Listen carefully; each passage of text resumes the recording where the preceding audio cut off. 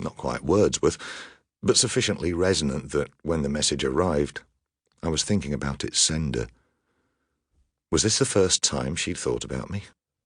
Letting her mind drift to a time when Like a Prayer was top of the charts, wondering what happened to that guy she met in a Melbourne bar and fell in love with? Just a browse of her contacts list and a casual, wonder what he's doing now. Click on Adam Sharp, type 2 letters, send. There had to be more to it. For a start, I would not have been in her contacts list. We had not been in touch since email was invented. The address suggested that she was still in Australia. I checked the World Clock website. 1:15 p.m. in Norwich was a quarter after midnight in Melbourne. Was she drunk? Had she left Charlie? Had he left her? Maybe they'd split up 15 years ago.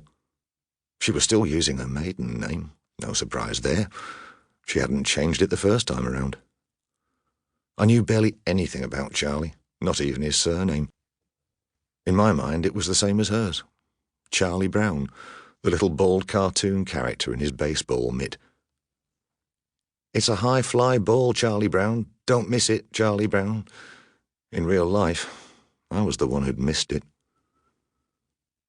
One night, after a few pints, I'd Googled her. I got nowhere. Angelina shared a name with an equal opportunity commissioner and a newspaper columnist, and finding her among the litigation and opinions had been too much for my beer-addled brain. Unless I searched images, I stopped myself. Angelina had been, an addiction, and the only way to deal with an addiction is abstinence. Maybe. Time passes. Every alcoholic wants to prove they're cured. Surely after 20 years in a committed relationship, I could exchange an email or two with my ex-lover who had, as the Americans say, reached out. She might have a terminal illness and want to tie up the loose ends. I could blame the breakfast conversation with my mother for that thought.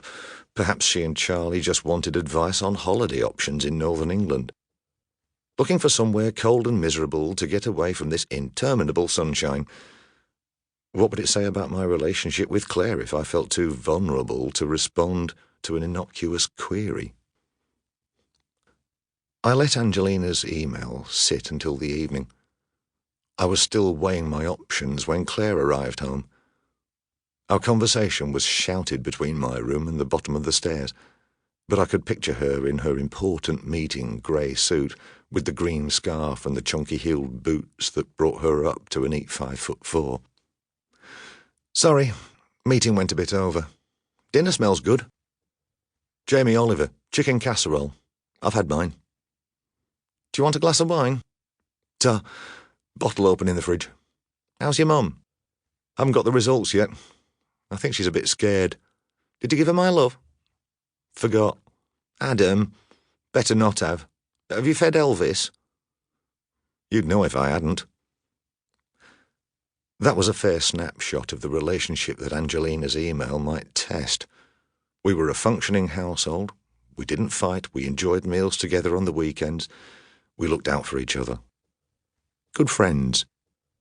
Nobody writes songs about those things, but there is a lot to be said for them.